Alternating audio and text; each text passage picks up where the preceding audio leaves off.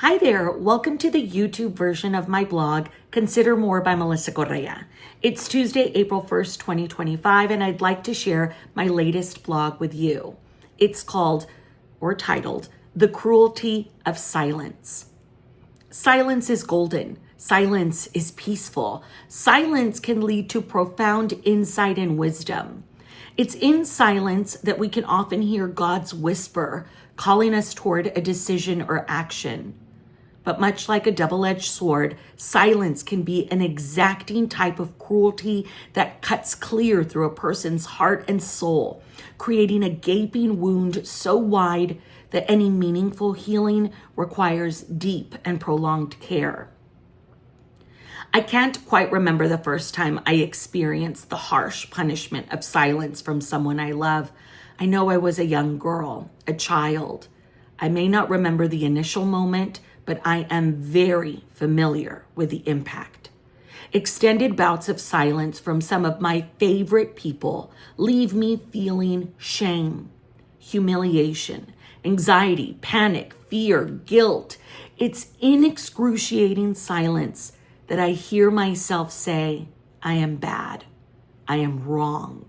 It's my responsibility to break the silence, however possible and at all cost.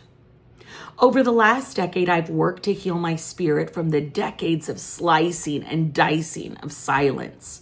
In working with a licensed therapist, I've learned that silence, or the silent treatment, as someone would describe, is a coping mechanism for some and a calculated way of inflicting harm for others. Depending on the intent, silence is a form of abuse. Isn't that something? A lack of words can say so much. According to the Cleveland Clinic, research shows that our sympathetic nervous system reacts when we think that a social bond is under threat. The part of our brain responsible for processing pain lights up. Simply put, being ignored or rejected hurts. Whether that hurt is done on purpose is important, of course, but only to a point.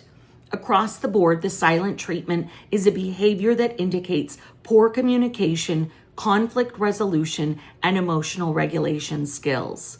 Knowing that now lessens the hurt to an extent. I know now that all some of us can do when we're hurt or afraid is shut down. As a journalist, I witnessed what silence can do to a family, do to a community, or to our neighbors.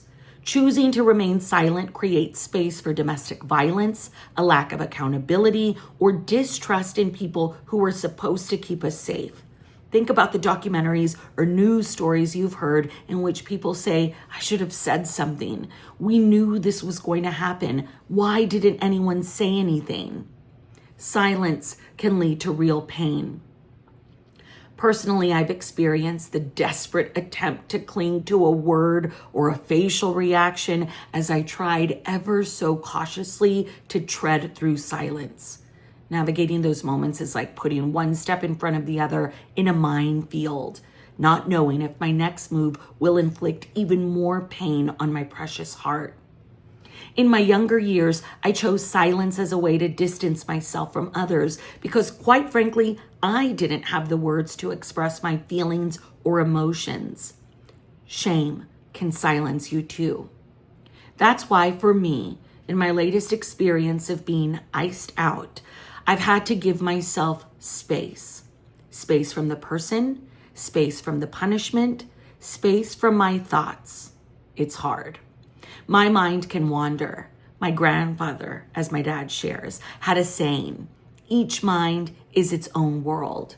We may not be able to break the ice, but we can definitely chart our own thoughts. And it's there, in my own silence, that I listen for God. You are not a bad person. You do not know what the other person is feeling or experiencing. Life is so precious, and each day is a gift. You are going to be okay. You can move forward with grace and integrity. In spite of rejection and discomfort, you can be loving and kind. Silence can lead to real revelations. We can learn a lot about ourselves and each other in those moments. No words required. We can take stock of the tools, resources, and support we have to regulate our emotions. We learn about humility and forgiveness, boundaries, and self-worth. It's through challenge that we can strengthen our faith and truly measure our integrity. Silence can still be golden. It can still be peaceful, but it can also be the place where we find the wisdom to know when to welcome people in with open arms and when to walk away, so our hearts and souls have the chance to heal. Thank you for joining me today. Thank you for listening. If you'd like to read any more of my blogs, you're welcome to do so at melissacorrea.blog. Be well. I'll see you soon.